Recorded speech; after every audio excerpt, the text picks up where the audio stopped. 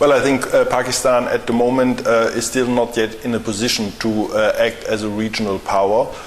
First, Pakistan has, of course, the size from its population with about 180 million people. But, of course, the Pakistani economy is rather weak at the moment.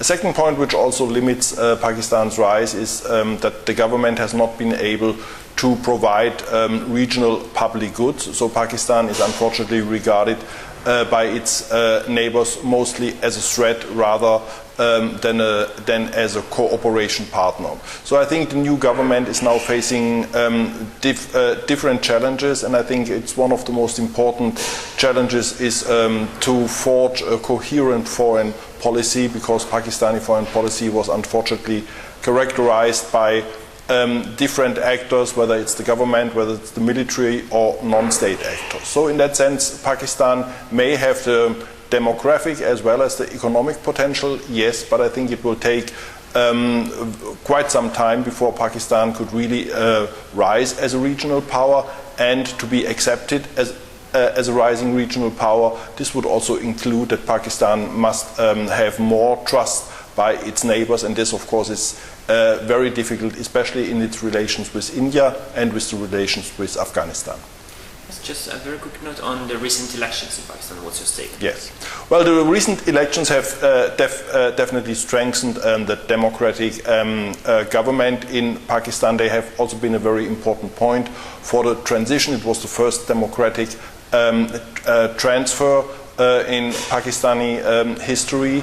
So it may be a victory on the domestic level, yes, for democratic institutions. We have seen the national caretaker government as an instrument for the transfer of power. We have seen the strengthening powers of Pakistan's election commission, and we have seen the rise of a new party from Imran Khan and his Pakistan Tehreek Insaf, which has been able to mobilize new, especially young voters and the urban middle class.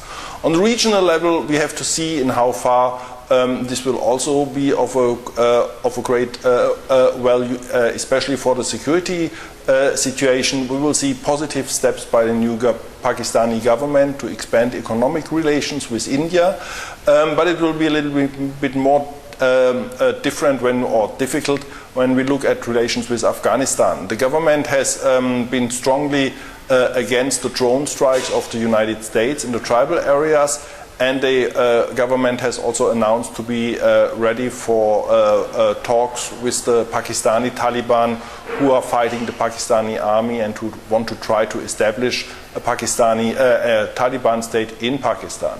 Now, an agreement, a ceasefire or talks with Pakistani Taliban will also benefit the Afghan Taliban groups, which are operating in Afghanistan and which have their safe havens on the Pakistani side of the border. Now, strengthening the Afghan Taliban, of course, is not in the interest of the Western countries, especially with regard to the next year, 2014, when we will see the withdrawal or the partial withdrawal of Western troops from Afghanistan.